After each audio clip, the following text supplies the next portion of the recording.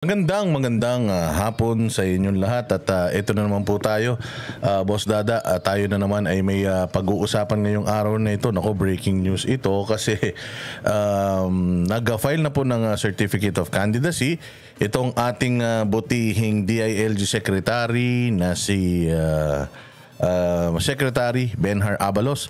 Alam naman natin na kapag nag-file ng Certificate of Candidacy ang isang itinalaga ng pamahalaan bilang isang sekretary ay automatic resigned na po ito sa kanyang tungkulin bilang isang, for example, ito si Abalos bilang DILG Secretary. And para sa inyong mga kababayan na nakakabuti ba or makakabuti ba na hindi si Secretary Abalos ang magiging DILG Secretary natin? Well, balikan lang natin yung performance ni DILG Secretary bilang DILG Secretary nung siya ay nanunungkulan pa. Pero eto mga bossing, ayan. No? So si Secretary Abalos ay handang harapin ang bashers sa gitna ng kandidatura sa pagkasenador. Ayan, ano natin, pag-usapan lang natin itong Facebook post na ito.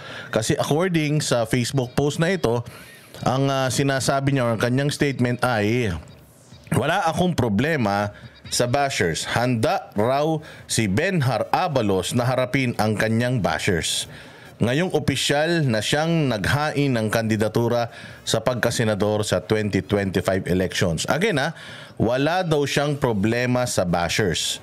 Handa raw siyang harapin ang kanyang mga bashers. Ang kanyang pangalawang statement, wala akong problema sa bashers. Kung lahat ng bashers papansinin mo, hindi mo mapupuntahan ang pupuntahan mo. Ayan, sa kanyang binitawang salita ngayong October 7. Maatatanda ang umani ng kritisismo si Abalos dahil sa kanyang special treatment umano kay dismissed Banban Mayor Alice Go. Well, actually, hindi lang siya binabatikos or kinikriticize dahil doon sa special treatment niya kay Banban Mayor Alice Go. Siya rin po ay kinikriticize sa napakarami pang mga desisyon niya at sa napakarami pang grandstanding niya sa mga issues at sa mga kaso na hinahawakan ng otoridad noong sila pa ni nung siya pa ay DILG Secretary. Pero dito muna tayo mga bossing sa handa raw si Benhar Abalos na harapin ng kanyang bashers. Pero sinabi niya din at the same time na wala akong problema sa bashers. Kung lahat ng bashers papansinin mo, hindi mo pupuntahan ang pupuntahan mo. So handa siyang harapin ang bashers pero hindi niya papansinin. Ano po ba talaga? Bakit conflicting yung statement? Haharapin mo pero hindi mo papansinin. Pwede ba yun, nahaharapin mo tapos hindi mo papansinin? Oh. Medyo kakaiba ang trip ni Secretary Abalos. Hindi niya maintindihan kung ano yung gusto niya bang gawin talaga. Harapin yung mga bashers or hindi niya papansinin yung mga bashers. Kasi pag sinabi mong haharapin mo yung mga bashers, you will hear them. Aalamin mo kung ano ba yung mga problema nila sa'yo. Oh, tapos if you need to address it kasi nga haharapin mo sila eh. Either you will address it by means of susundin mo sila or you will address it by means of makikipagdialogo ka sa kanila at makikipagtalo ka sa kanila. O kung meron sinasabi sa yung masama, yung basher mo, then you have to, kung haharapin mo, kailangan mong i-correct. Kung may sinasabi naman siyang tama at sa tingin mo makakatulong sa'yo, dapat tanggapin mo. So ganun, pagka hinarap mo yung bashers mo, hindi mo siya harapin nang hindi mo papansinin. Pwede ba naman na ang isang leader ng gobyerno natin, dededmahin na lang yung mga nagre-reklamo, hindi ba? Kasi may reklamo at merong magandang or merong positibong sinasabi tungkol sa'yo, kailangan parehas mong titingnan. Hindi pwede, sir, na yun lang magandang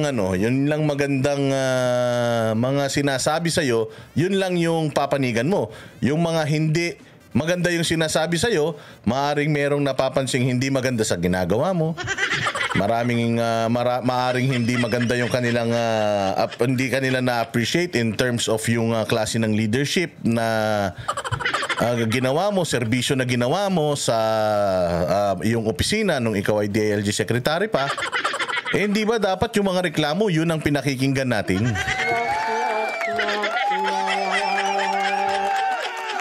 Dapat yung mga reklamo, yun ang pinakikinggan natin na Secretary Abalos. Hindi lang po yung mga magagandang sinasabi natin kasi patronizing yun. Oo, kasi kumbaga sa mga Amerikano, that's what you call pulling your leg. Oo, hindi ba? So dapat lahat ng reklamo, sir, kasi yun ang yun ang magiging mandato ninyo. Magiging po kayong tagapagsalita ng sambayan ng Pilipino. Hindi lang po magiging representante kayo ng mga taong may gusto sa inyo. So kailangan po yung mga pinakikinggan ninyo yun din mga hinaing ng taong bayan. Kasi kung as early as now sinasabi nyo na yung mga bashers nyo or mga nagre-reklamo ay hindi nyo papansinin, mano pat naging representante kayo ng taong bayan. Kasi di ba, House of Representative hindi ba? Kayo nga daw po ang mga senador at ang mga congressman ang boses ng sambayan ng Pilipino. Paano kayo magiging boses ng sambayan ng Pilipino kung ang inyong pakikinggan lamang yung mga taga-sunod ninyo?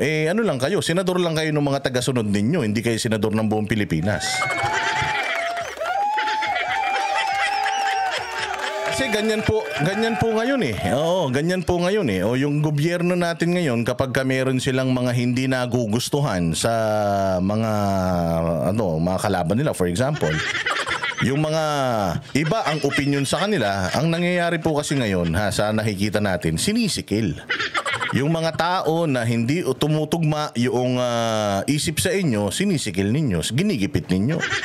Ang pinakamasaklap sa lahat trabahuhin at kasuhan pa.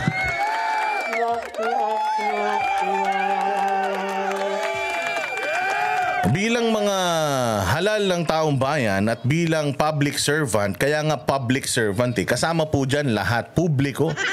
Lahat ng Pilipino kasama po dyan. Pilipinong hindi nyo kaanib, Pilipinong iba ang takbo ng isip sa inyo, mayaman, mahirap, Pilipinong tinutuligsa kayo, Pilipinong mahal kayo, Pilipinong gusto yung mga ginagawa nyo.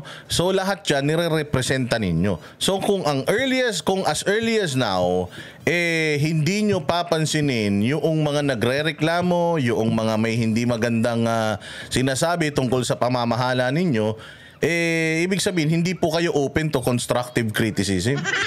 Ibig sabihin, yung mga hinaing ng taong bayan, kung hindi pabor sa inyo, ay hindi nyo pa-prioritize. Ang ipa-prioritize lang ninyo yung mga may gusto sa inyo, ganun. So mali po yun, sir. Mali po yun. Para sa akin, mali po yung ganyang klase ng politika. Kasi kapag kaganyan po ang ginagawa natin, kapag yung mga gusto lang po natin, yung mga naririnig natin, wala pong pag-unlad sa bayan. Kasi definitely, yung may mga gusto sa'yo, yung mga kakampi mo. Hindi ba sabi nga nila, kailangan yung mga may kampi sa'yo, yung mga may gusto sa'yo, hindi ba, gusto ka na yan Kailangan i-win mo yung mga tao na ayaw sa'yo. Kasi kung talagang you are a man of action at kung talagang gusto mong tugunan lahat ng pangangailangan ng mga Pilipino bilang tatakbo ka sa isa sa mga pinakamatataas na posisyon sa gobyerno, di ba? Dapat ang dinidinig natin yung mga hinaing ng taong bayan. At syempre, pag sinabi mong hinaing, talaga naman medyo masakit talaga yung hinaing ng taong bayan. At kung magbabalat sibuyas tayo na para sa atin bashing yun, pag sinabi nilang, sir, hindi po namin gusto yung ginawa ninyo, para sa inyo, bashing yun, walang mangyayari. Hindi po kayo dapat mailagay sa posisyon dahil ang gusto nyo lang po pala na pagserbisyuhan at i-address yung mga yung mga tao na tinatangkilik kayo.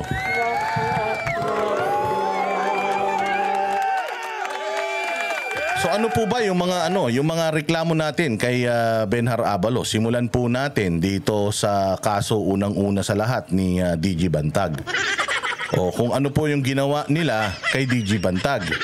Silang dalawa ni Boying Rimulya ay nag-whole of the nation approach dito po sa pagkamatay ni dating broadcaster na si Percy Lapid. Dito pong si Percy Lapid, mga bossing, ay inassassinate or inambush on his way to his house in Parañaque. At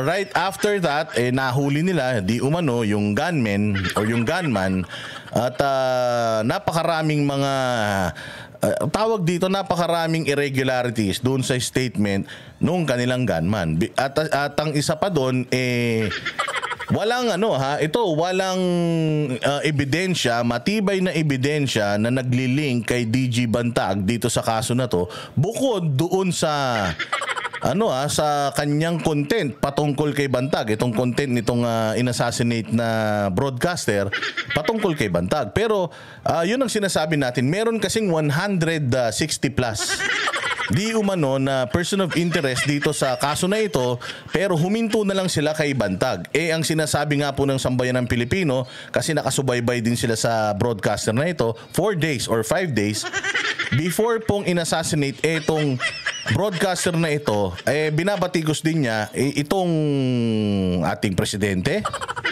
Binabatikos din niya itong ating current DOJ secretary na di umano ay tinawag niyang bonjing, tinawag niya ng kung ano-anong mga pangalan na ikakahiya ka ng mga magulang mo, and so on and so forth. Kung talagang patas tayo sa pag-iimbestiga dito sa kaso na ito, sana lahat ng mga person of interest doon sa 160 plus na binanatan niya na mga personalidad, dapat itinuloy natin. Pero hindi, huminto na lang kay DG Bantag yung investigasyon.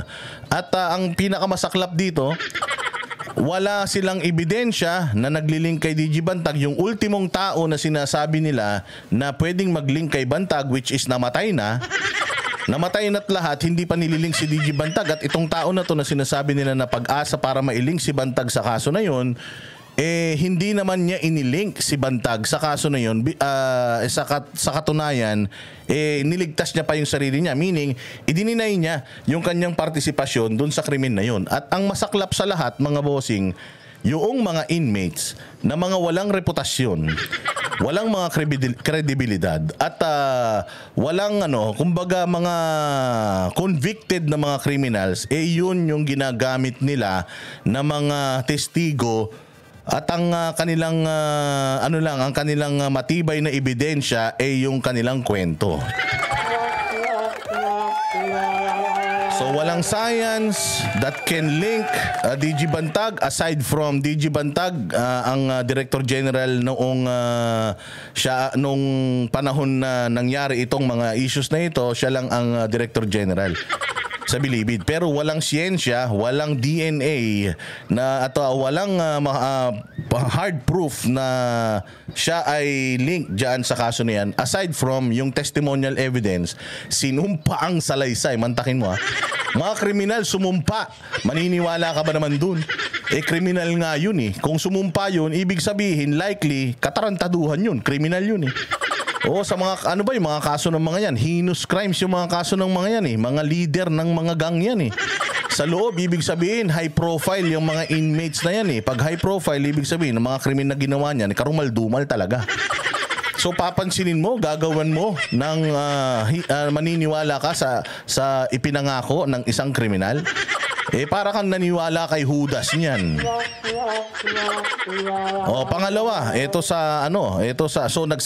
si Benhar Abalos, bagamat case build up pa lang, pinreskon niya na. Ipinreskon niya na, mga bossing, na ito daw si Bantag ay ganito, ay ganyan. So, parang sa kanya, na kagad. Guilty na kagad yung tao kahit na hindi pa man naisasampa sa korte yung kaso. So, yun ang problema. Pangalawa, itong nangyari naman kay Congressman Arnie Tevez, ganun din. Ganun din. Kung ano yung pattern na ginawa kay Director General Bantag, ganun din yung ginawa kay Congressman Arnie Tevez.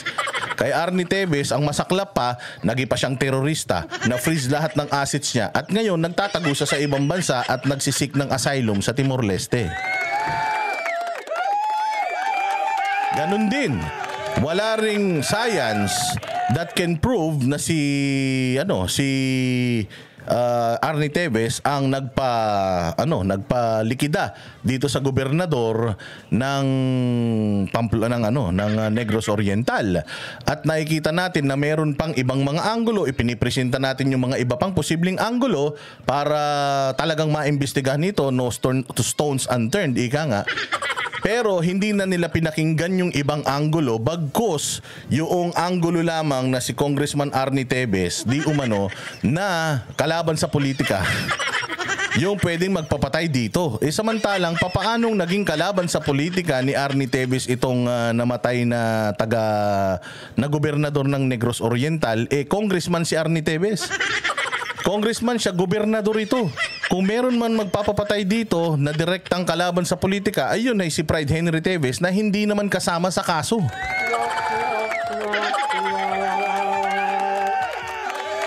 Meron silang 10 nahuli di umano na inutusan daw ni Teves na wala namang maipakita ng mga pruweba na inutusan sila, na nagbumaliktad na. So ibig sabihin na umamin sila na hindi totoo yung kanilang inisyal na mga sinumpaang salaysay na si Teves ang nagpapatay or nag-utos sa kanila na pumatay. Kasi nga ang nangyari pa itong 10 testigo na ito, bukod sa nag-recant, sinabi din nila na wala silang kasalanan at wala sila doon sa scene of the crime noong mga panahon na yun.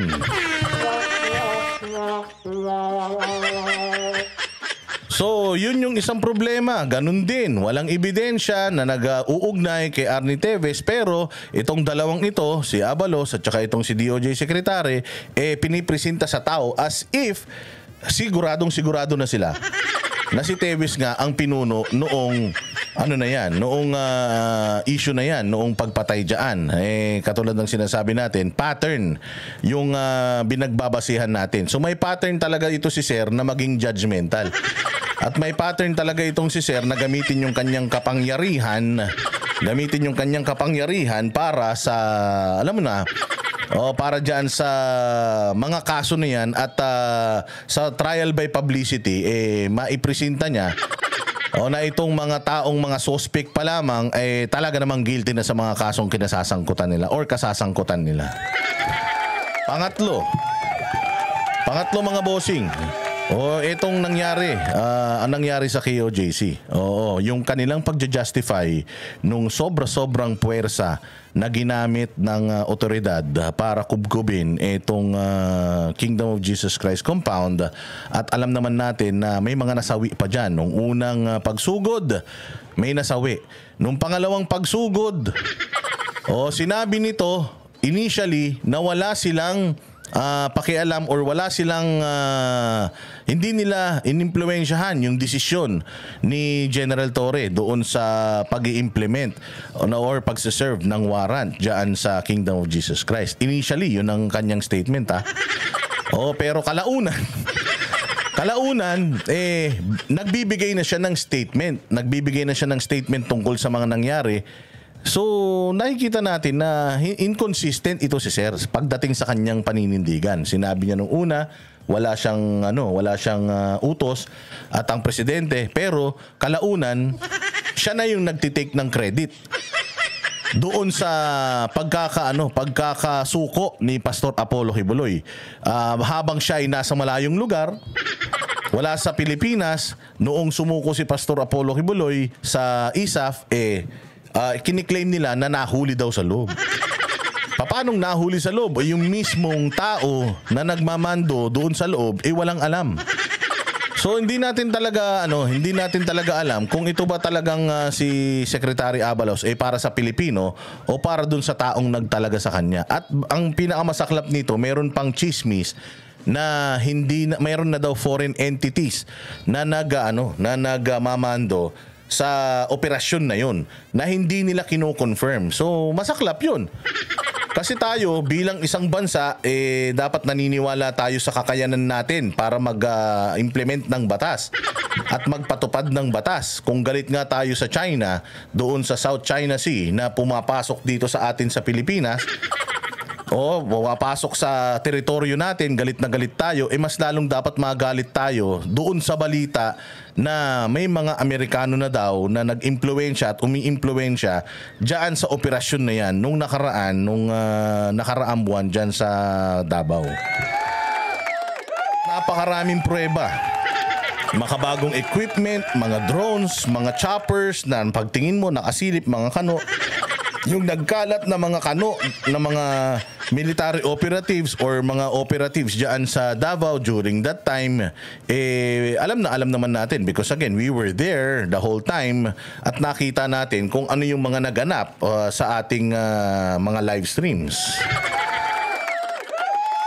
Pero katulad ng sinasabi natin, dinidinay yun nitong ating sekretary at ng kapulisan na under nitong ating sekretary. Again, nasa korte na yung kaso na yan and pinag-uusapan na yan. Ang pinag-uusapan natin dito is yung mga reklamo natin, yung mga napapansin nating mali sa mga ginagawa nila. Na very vocal tayo dito sa ating channel, sa ating Facebook page. Sinasabi natin kung ano yung pagkadismaya natin sa kanila.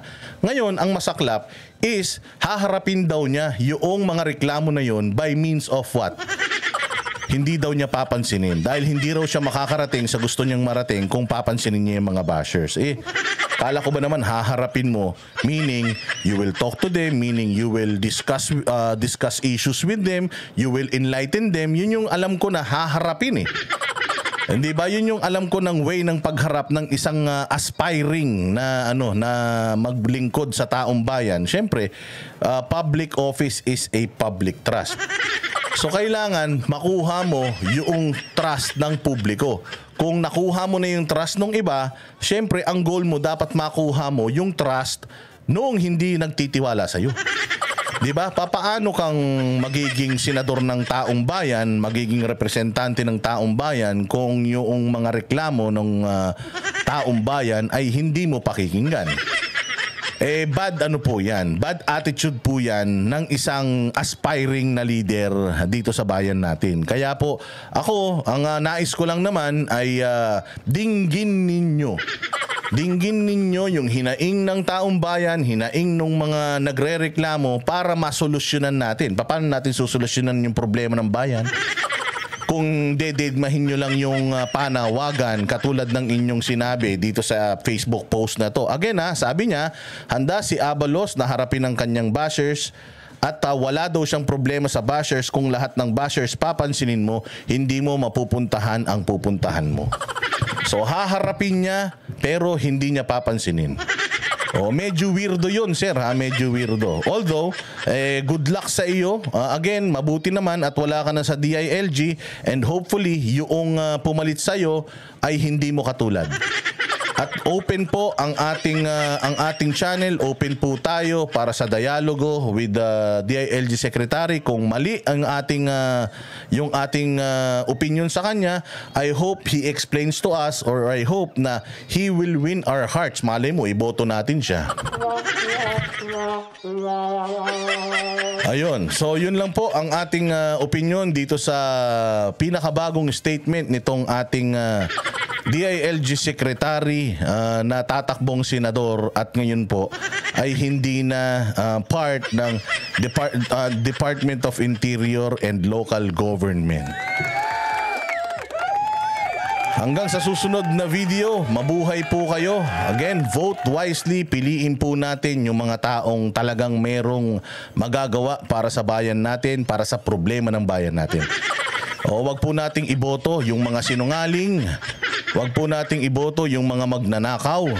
At lalong-lalong wag po nating iboto yung may pagkadiktador. Maraming salamat po. Magandang hapon. Yan ang panatero.